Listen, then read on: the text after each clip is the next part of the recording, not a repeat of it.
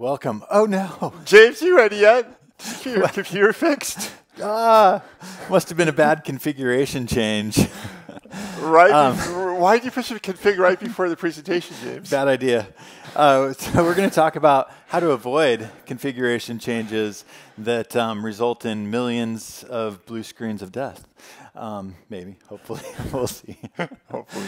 Okay, I'm James Ward. I work on developer experience for QDeveloper at AWS. Ryan Knight, CEO at Grand Cloud. We're a boutique consulting company. I'm also a technical advisor at Berry Fertility and a cloud architect at Audio Enhancement. So do a couple of jobs. Awesome. Okay, well, let's dive into Pickle. So Pickle, it's a new configuration language, open source by Apple, and we're going to dive into some details. But here's kind of the top three things, is that it helps you make configuration that's safe, reusable, and high productivity. And so we're going to hopefully see that. It does generate YAML or JSON or other config formats, and so if you do need configuration in YAML, you can get there. But I thought it'd be fun to start with a question to my AI coding assistant. Let me find the right one here. So, hey, why is YAML the worst? Because it is the worst. So anyways, fun way to see this. It's taking a little while because I told my AI code assistant to talk as a pirate. Oh, yeah. Nice. I don't know. I just think that's fun. That's really But fun. it actually has some good stuff in there. Indentation be fickle, mistress, causing many a shipwreck in the code seas. Very true, right? That's Trying awesome. to avoid that. Very good. Anyways, I thought that's a fun way to start with just really fun. just making fun of YAML. So let's talk about Pickle though. So I said safe, reusable, and productive. So I'm in IntelliJ. I've installed the Pickle IntelliJ plugin, and I just want to start there because this is important. The tooling around Pickle is good tooling and it exists. A lot of times people say, oh, we're a declarative language, so someday we can have good tooling. And the good tooling never comes. I never see it. You know, it's like yeah, we can have good tooling because we're declarative. But then very rarely do you actually see the good tooling exist. Pickle, good tooling. We're going to hopefully see that today. Okay, so let's start with the declarative aspect of Pickle. So I'm in a Pickle file, and I've got a little process that's just going to watch this file and recompile it as I'm going through. So let's define something here. I'm really bad at names, so I'm just going to do the usual foo bar stuff. I don't know, I'll try to get more exciting than that. But there we go. I've declared something called ASDF. And when I save this, I've told it to compile, in this case, to YAML. So if we go over to my YAML, we say, yay, I went from Pickle to YAML. Very exciting, but you can start to see the declarative form of the Pickle language. And you can, as I think I said, go to JSON or other config formats. So really what's happening with Pickle, I've got this good language. We're going to dive into details of the language. I've got this good language, and it's going to be essentially compiled into some other representation. That's one of the ways we can use it, is to do that transform. But also there's language bindings, and with the language bindings, I don't necessarily need to transform it to another language. I can actually just interact with the configuration directly, and we'll see that with the Spring example in a little bit. So, okay, so I'm compiling my Pickle to YAML. Now let's talk about types. So one of the things that makes configuration unsafe usually is that we don't have schemas, we don't have types to validate that we've done the right thing with our declarations of things. And so let's define something here. I'm going to have a foo, and I'm going to say my foo is a string. And if I try to set this string to an int, then you'll see I get the red squigglies there. It's like, no, sorry, your int is not a string. So we have to now set that to an actual string value, and then the compiler is happy about that. But of course, YAML doesn't have a string type or types to it. And so when I save this and recompile my YAML, then we see that the type information is now gone, obviously. It's just for kind of that compile step that we use the type information there. So we've got types. There's the usual basic types and then more complex types on top of those. But one of the cool things you can do in Pickle is type constraints. So let's say I want to have a bar and it's going to be a string, But now I want to say that, actually, let's do something more exciting. Let's make a port. And a port is going to be a uint 16, right? And let's set this to a value. We'll just say 200. Well, what if I want to constrain this type so that it has to be a port that is greater than 1024, for example? Well, I can come in here and I can now say this is greater than 1024. And now I'm going to get a compile error because this 200, and we can see if we mouse over, see the actual, it's going to report the error there for that constraint. Hey, sorry, 200 is not greater than 1024, and so we need to go fix that in order to compile this. So obviously once we get it correct, then it's going to put that into the YAML. Okay, so type constraints, one of the cool things that we can do here in Pickle is not just types, but also type constraints on the values. Anything so far that I've missed in describing this? No. Background on YAML or Pickle? Okay, well, let's keep going then. So let's go with schemas. How do we define a schema for our configuration? This is done with classes, so you should all be familiar with those. But let's create a class called person. And a person is going to have a name, which is going to be of type string, and then an age, which is of type int. So that is my schema. So that doesn't go into the actual YAML. I have to actually declare something for it to go into the YAML. So let's create a new person. We'll call it Bill. Bill is a person. And now I say new person. And then I can create my person Bill with a name equals Bill, right? And an age equals 44, sure. That's all. Oh, and that can't be a string. See, it's already helping me get this all right. But now I've got Bill. Bill is a person. But again, if I save this and we go look in the YAML, now you'll see that's just a nested object here in my YAML. So all as expected. So that's how I start to define my schemas, just with normal classes. One other thing in configuration that's really important, it's kind of like a type constraint, is nullability. So you may have experienced a case where you forgot to put something into your configuration and then systems didn't work as expected. So nullability is part of Pickle. It's very similar to Kotlin nullability, where the default is that the thing is non-nullable. Like right now, I can't come in and set age to null. That's a compiler. I have to set that property to be int question mark, meaning that it's nullable, and now it can be null. I can also set default property or default values on there. I can say that the default is null, and then I can come in and remove that there because it's got the default. So, and then if I save this with that null age, then you'll see it disappears from the generated YAML there. Okay, so that's nullability. Definitely helps with that safety thing here. One of the things that we get, because we've got the schema, we've got types, we can now do things like, I don't know, let's get bname, and bname is going to equal bill dot, and we get dot completion on these things as well. So Bill is of type person, so I can now get Bill's name right out of that. String has some functions on it, so I can list those strings. I can turn it to uppercase, whatever. So there are a number of functions that exist on the standard data types, and then you can write your own functions. We'll talk about that in a little bit.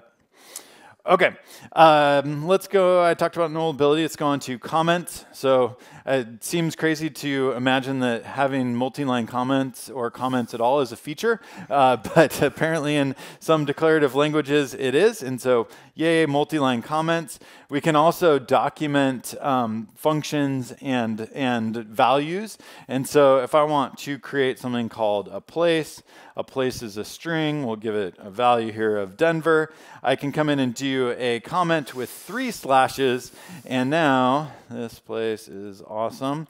So now that becomes like a java.comment. So if I want to say, probably have used that one. If I want to say place here, then if we look in IntelliJ, there at the pop-up, it gives me the documentation for that. So that works for function parameters, for values, all that sort of stuff. So yeah, nice that we can comment things and provide doc comments as well.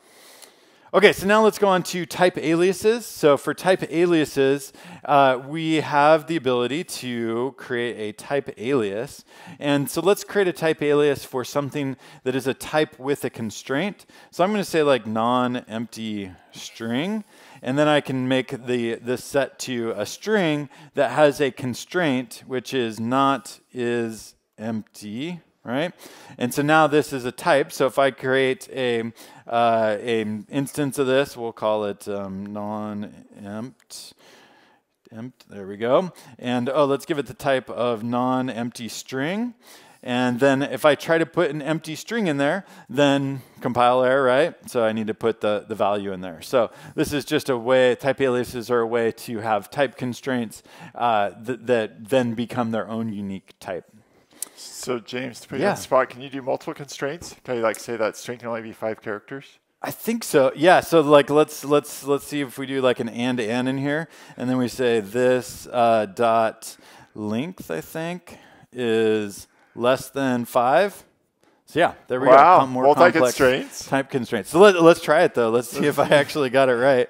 So so as I delete characters. There we go. So yeah. Multi-constraints for type. That's amazing. Yeah. Yeah, pretty fun there to be able to really constrain that model. Okay, so we've got our type aliases, basic type aliases. One of the things that I was kind of surprised by is even though Pickle is pretty new, it seemed like the LLMs, the coding assistants, were trained pretty well on Pickle already. Do you have a question? Yeah, go ahead. Could this non-empty string now also be nullable? Yes. Yeah. So we can actually make so we would do that here on this site. We would make that nullable there. So then we could assign that to null if we wanted, right? On the constraint, let's try it. Let's put a question mark there, and then let's see what happens. So yeah, that looks like that works. So it looks like we can define a type alias to be the nullable variation of it as well. Good question. Thank you. Okay, so yeah, so being able to use AI coding assistants to be able to describe some of this. So I was pretty surprised, and I think there's probably multiple coding assistants here.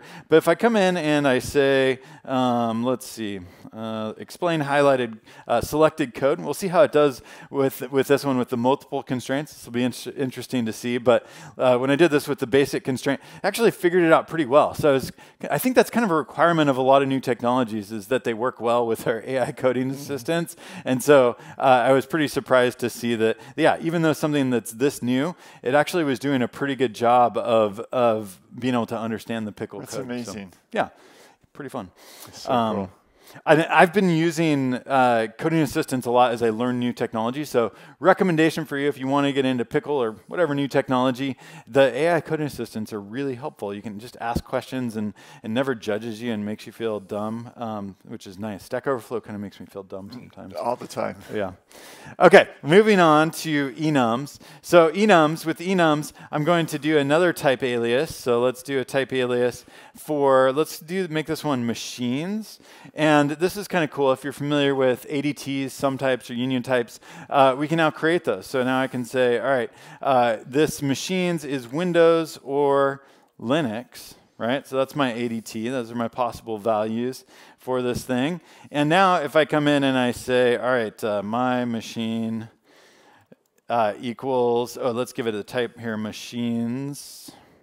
Then if I come in and give it a type like, or a value of something that's not a machine, it's like, hey, that doesn't fit with that type alias. It has to be one of the valid forms there. Oh, and there's even code completion. I should have code completed that, but if I hit my hot key here, then you'll see, yay, code completes. So, like, hopefully you're seeing that productivity thing. There is actually really good tooling for this stuff. Hopefully that's coming through.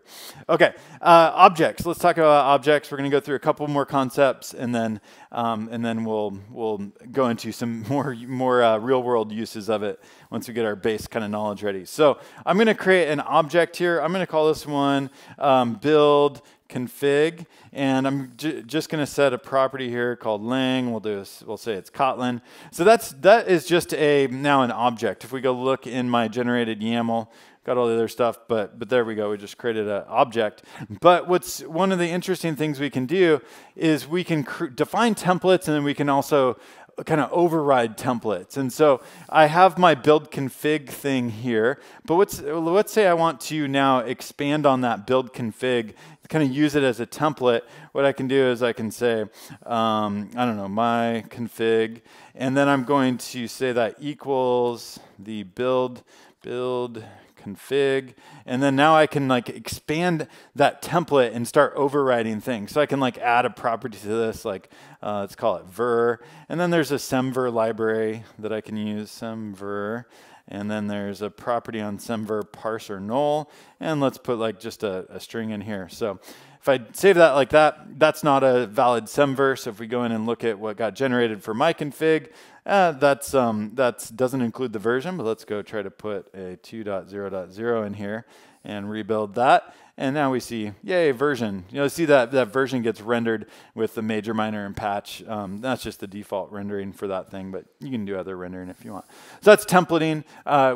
In Pickle, we use templates for like, give me some basic stuff, give me kind of the defaults, and then allow the user to override the config with their own things. Okay, there's some data types. I'm gonna skip over some of the data type stuff. There's lists, there's maps, there's sets. You can do for loops, you can do if expressions, and then there's functions. You've seen me use some of the functions, but you can also define your own functions. So you can say, all right, let's do a function of adder, and adder takes an x with which is an int, and a y, which is an int, and it returns an int, and now our body is just going to be x plus y.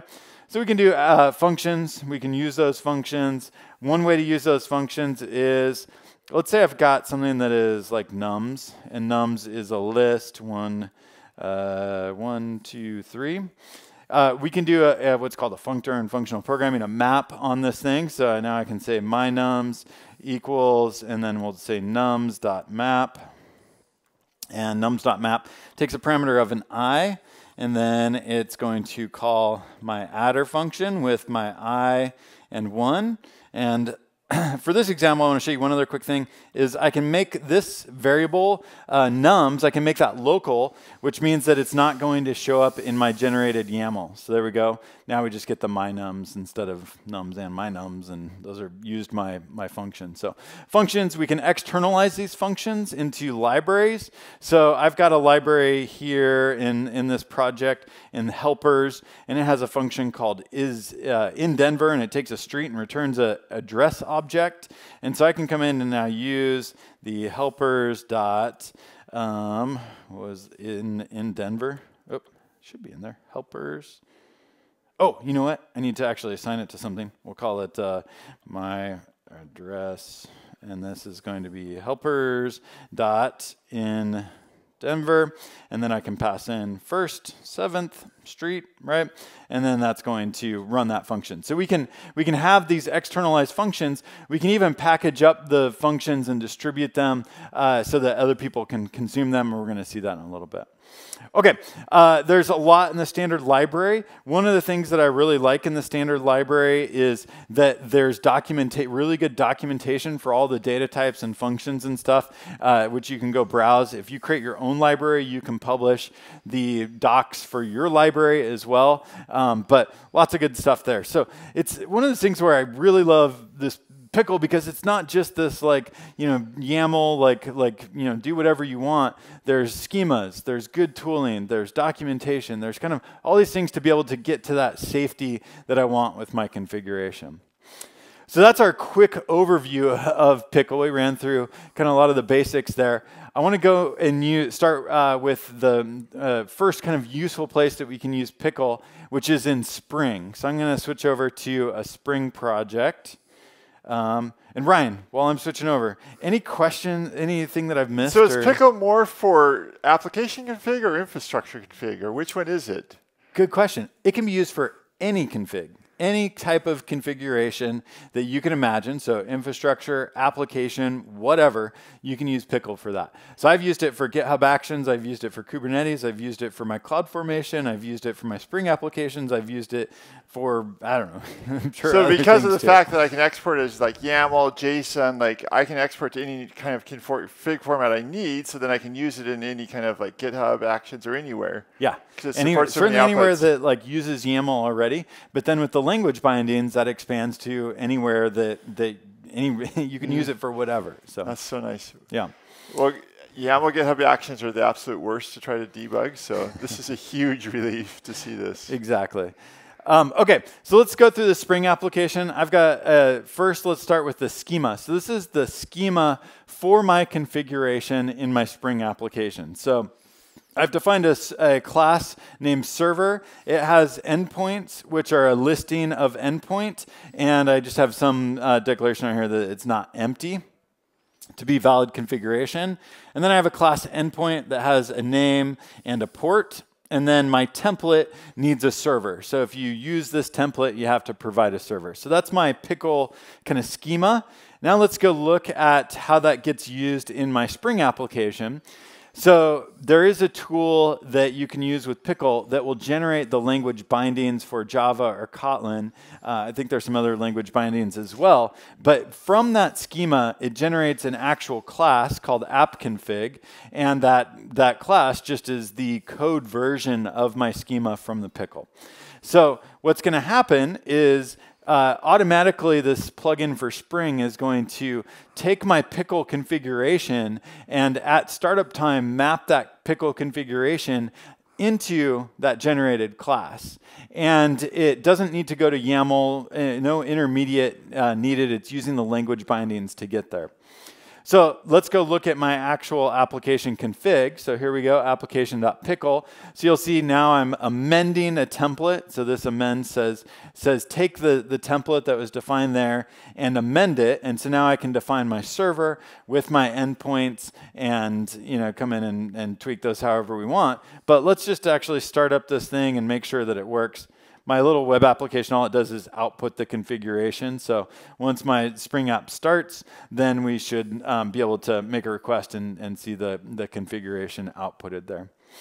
So let's pull this up.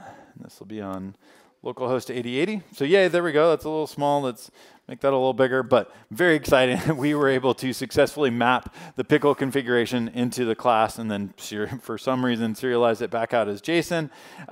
But then, we can do the usual things where in my test scope, I can have a different Pickle file than in my runtime, in my usual main scope. So and I wrote a little test there to make sure that it works. But yeah, so that's really nice integration here between Spring and Pickle to replace that configuration with something that can have a schema, be typed. So all good stuff on there.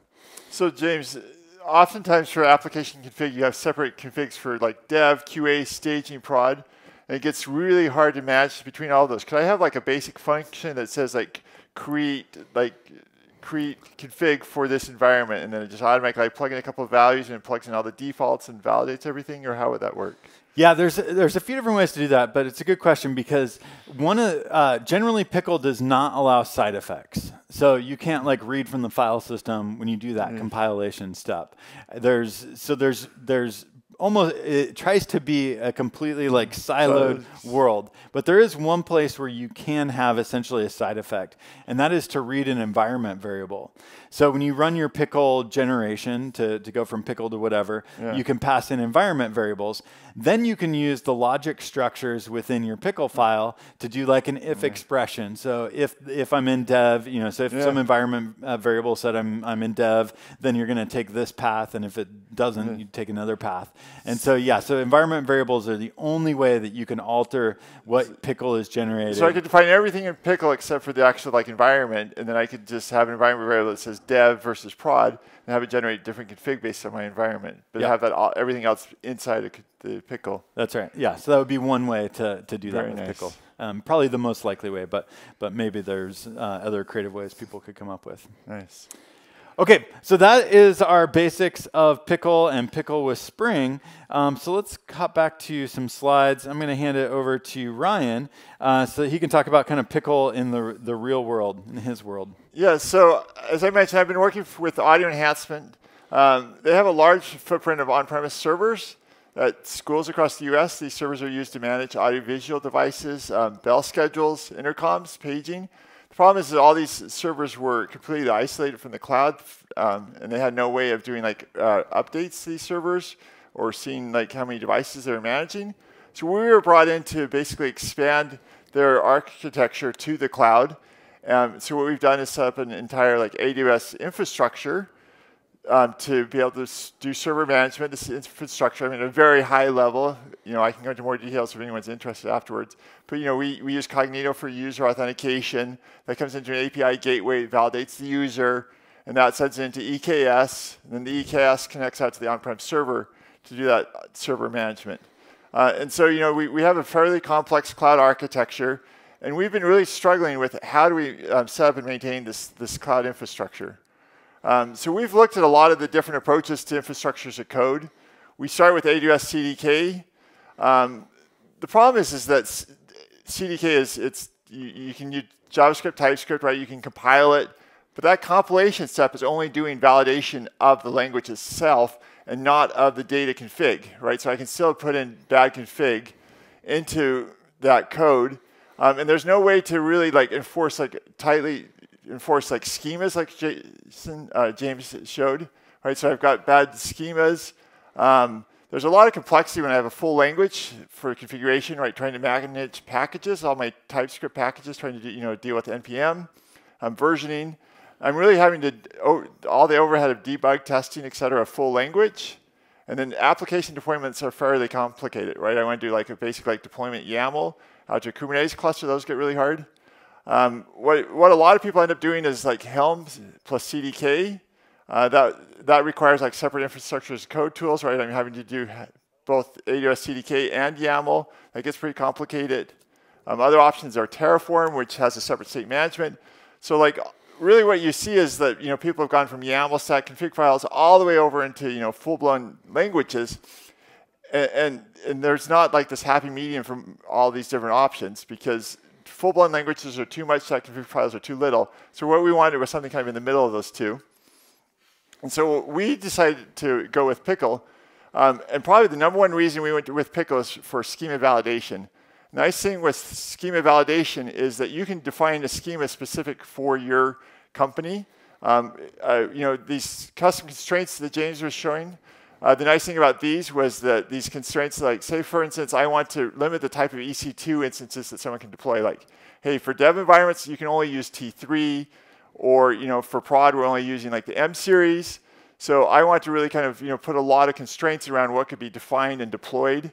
For my Kubernetes cluster, I could say, you know what, you can only spin up, in dev and QA, you can only spin up a Kubernetes cluster with 3 nodes. So I want to really put this tight schema validation around all of our infrastructure as a code.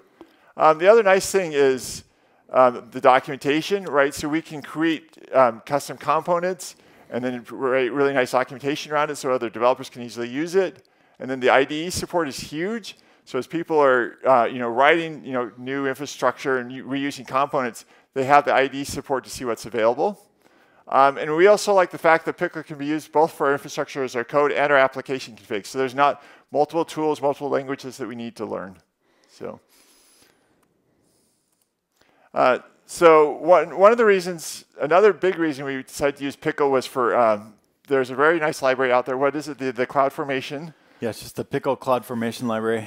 Yeah, so it's a whole library that allows you to use Pickle to do your CloudFormation. The way it works basically is Pickle can be serialized to to YAML, to JSON, other things like that. And so you can take Pickle, you can have it generate the YAML. The YAML can be used for to basically create your CloudFormation templates. So then I'm leveraging all the advantages of Pickle, the type-safe authoring experience, the improved readability. I'm getting all the advantages of Pickle for CloudFormation without having to do YAML, without having to do CDK. And I can start building modules that are specific to my company. So I can build specific Kubernetes configs and reuse those configs for dev, QA, things like that. So do you want to show us A little bit about the... yeah, let's dive into what this actually looks like.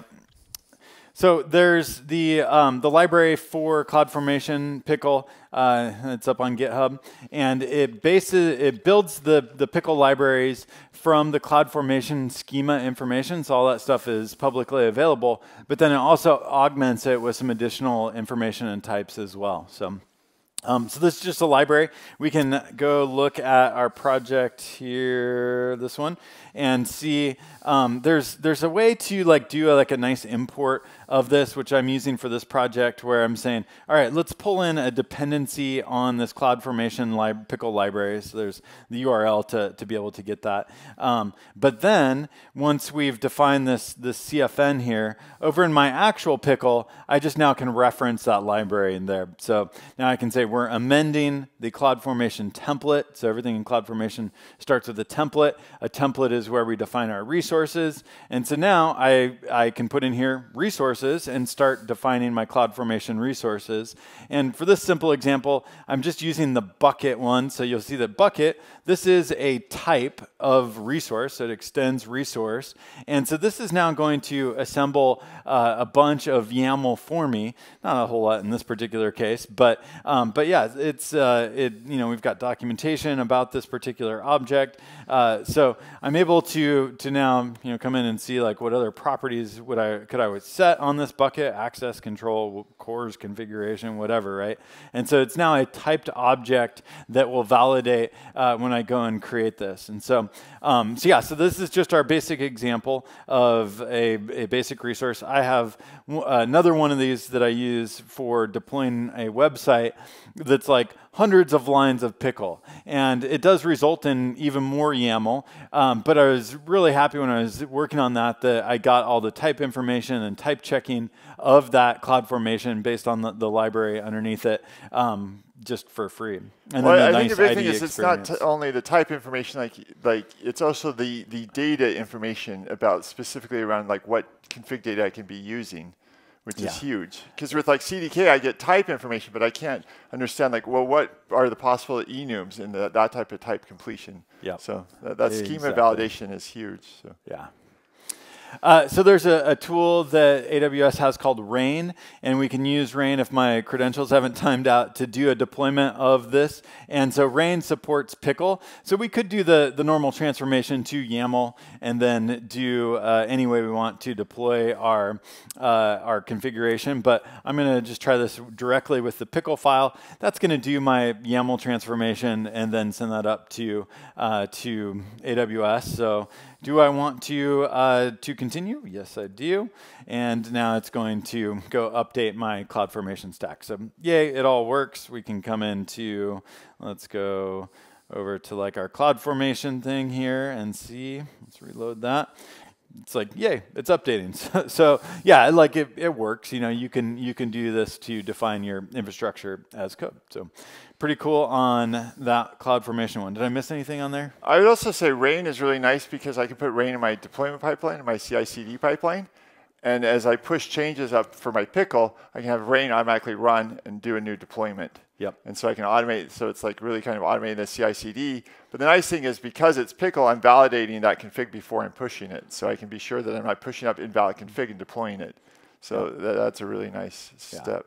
Yeah, and Rain has some other features to it for doing even further validation. There's Rain Forecast that will, which is a fun name, Forecast the Rain, but it will forecast if there's going to be any problems when you go to do your deployment, and yeah, all sorts of additional features there with Rain. But okay, let's hop back to anything else? No, that's great. Okay, all right.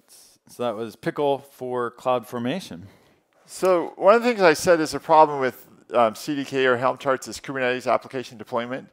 If you've ever worked in a large enterprise where you're doing a lot of Kubernetes deployments, you end up writing a lot of deployment YAML files.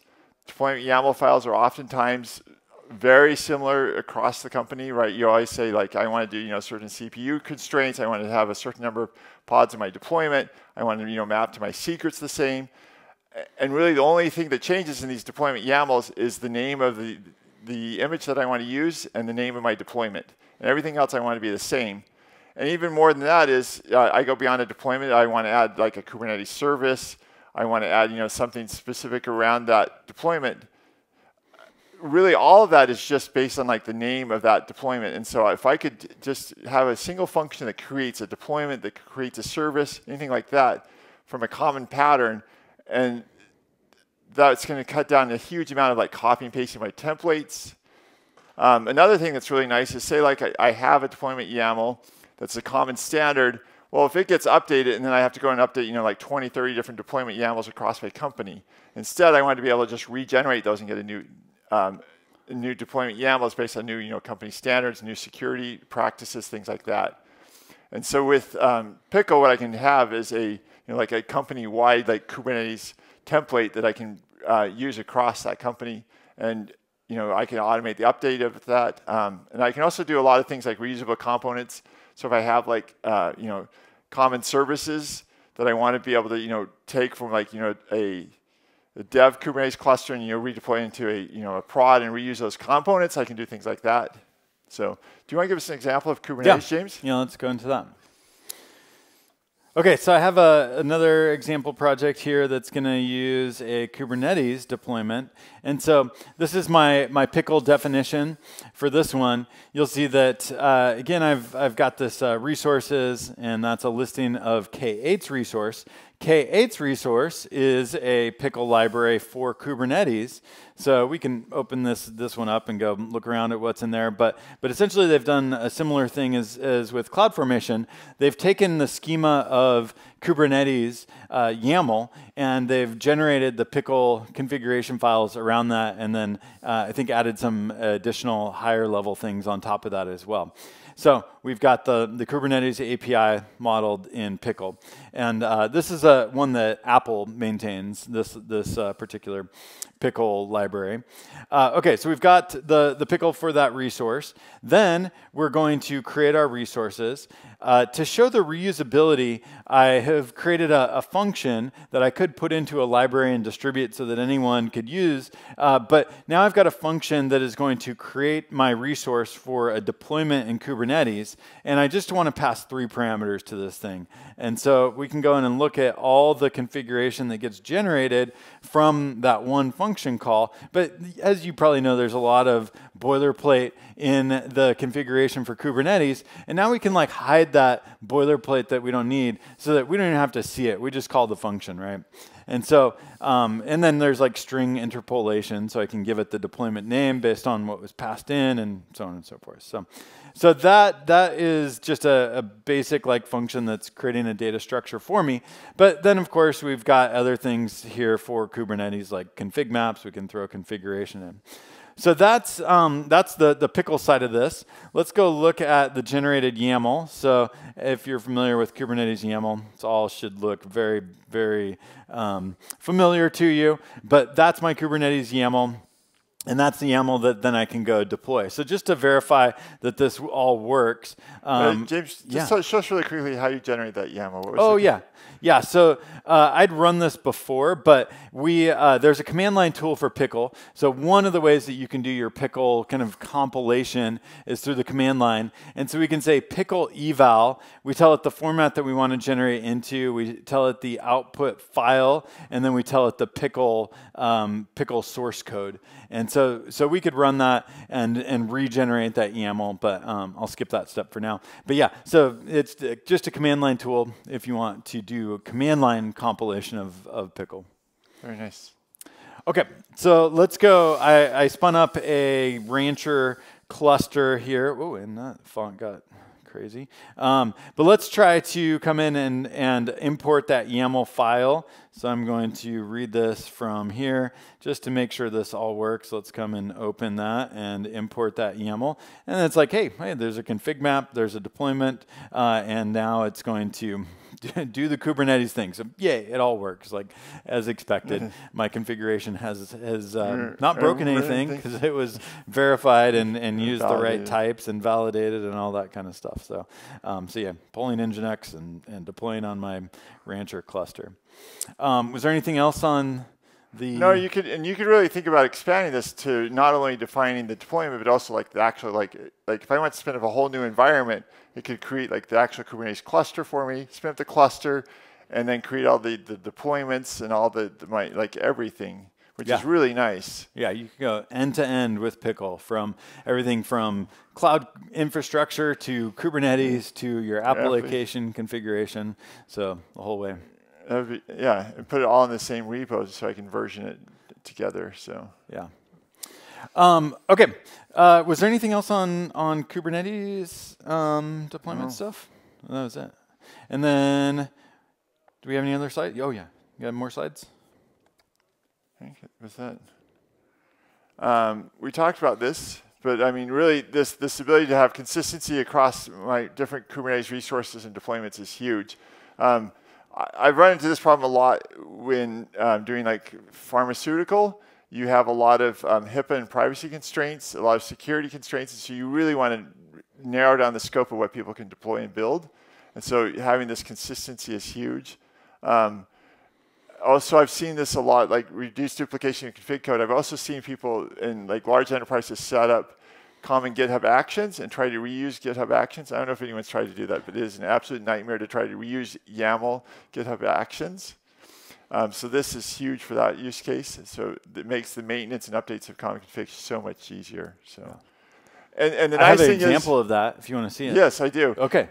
So let's go pull up our Easy Racer. So we did a talk earlier today on Easy Racer, and I use Pickle for my GitHub Actions here because I'll show you.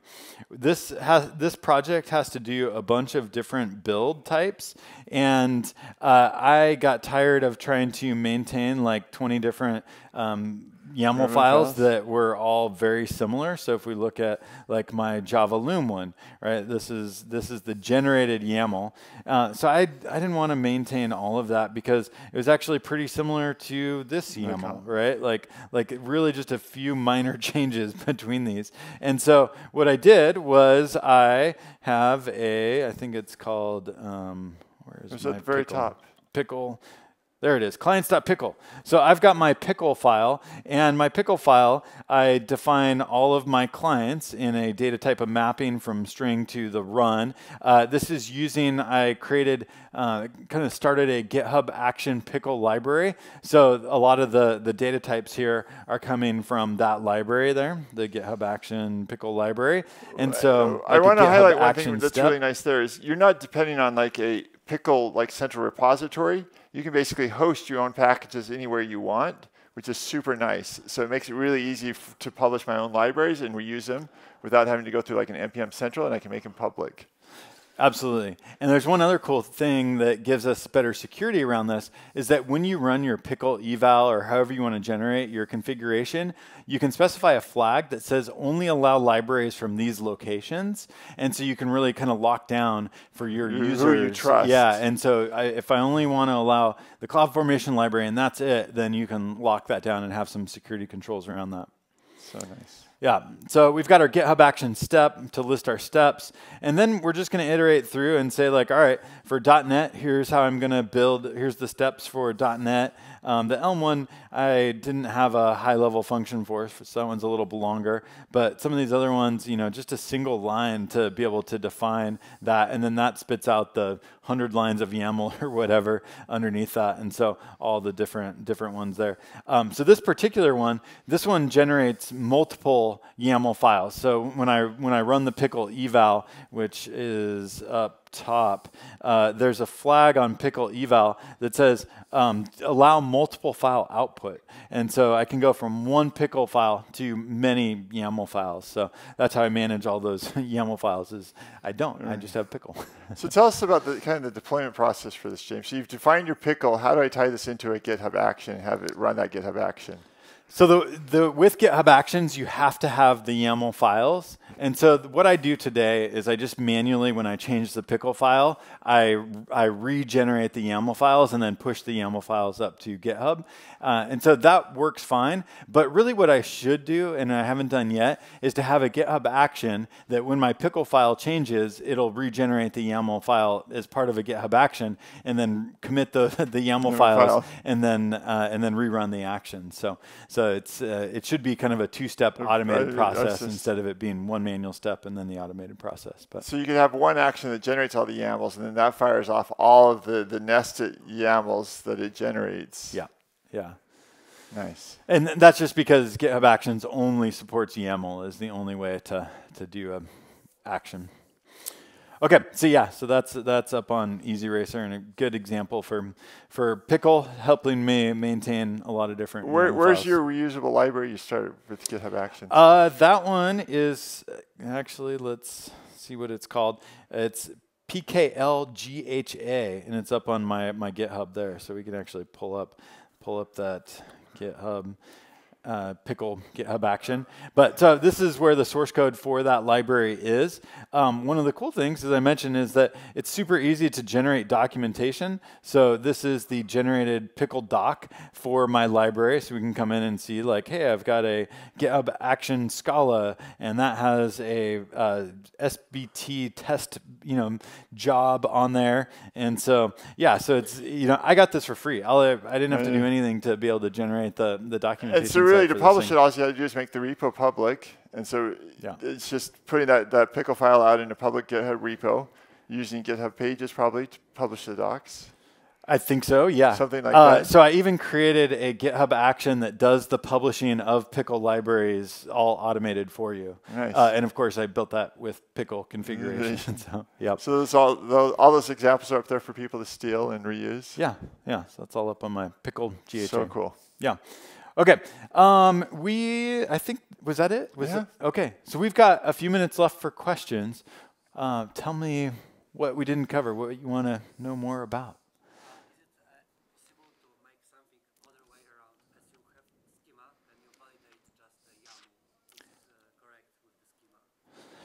I haven't seen that particular thing. So the question was, I have some YAML.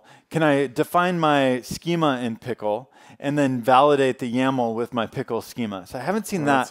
What I have seen is there's a tool that will take YAML and convert it to the Pickle variant of that YAML. And so you could potentially take your YAML, turn it into Pickle, and then run your validation that way. I don't know if you're going to get a whole lot of value out of doing that, but let me know, because that would be interesting to know if that's. But if you have like a large like Helm template library of like all your deployments, you could have like scrape all your YAML, generate the Pickle from all that YAML, and then basically throw away the YAML and then just start using the Pickle going forward, basically. Yeah, you could go that route. Yeah. Yeah, good question. Is there another question back there? Oh, okay.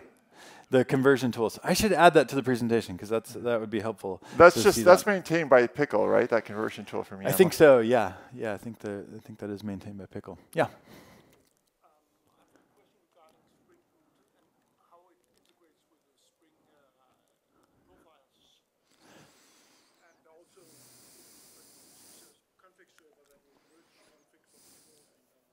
Yeah.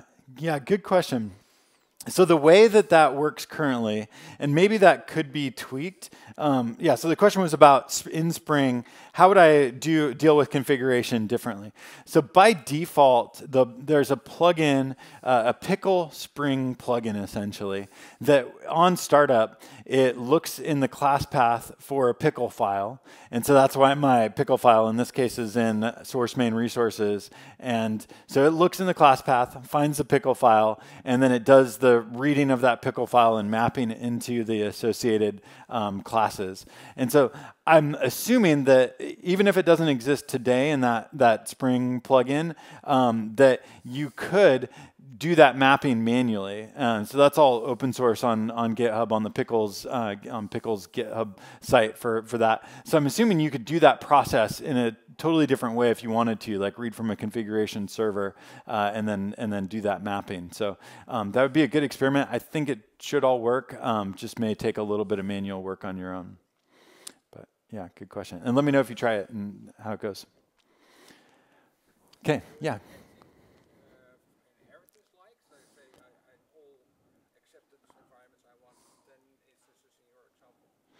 Yeah, so inheritance, like in terms of class-based inheritance, or was it? Okay, so all the acceptance environments have something different than all the other environments.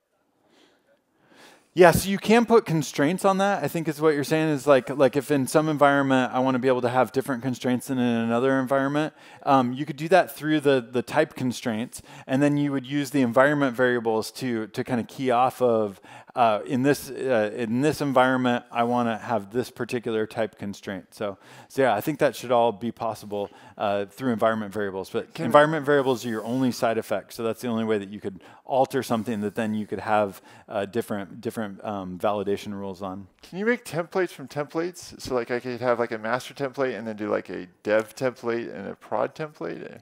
Yeah, exactly. Yeah, so it's all stackable and embeddable, right? Anywhere you want, you can embed things within things. So I could have like a master template, and then like the dev template will like specify like which specific EC2 instances that I can have in dev versus different in You prod. definitely can. Yeah, and you could have a class that would model that, and then you could have a base class that would that you'd extend from. So you'd have your prod class extend the base class, and is that making sense? Yeah.